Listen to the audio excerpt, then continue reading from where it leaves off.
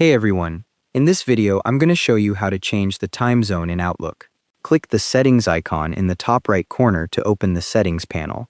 A settings side panel slides in from the right with several configuration tabs. Click the General tab on the left to see General Settings.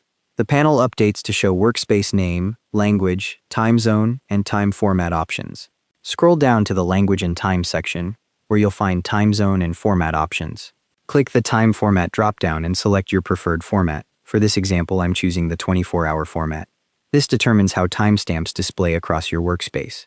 Click the Save button at the bottom of the panel to apply your changes. The settings save and you'll see a loading state, then click the X in the top right to close the settings panel.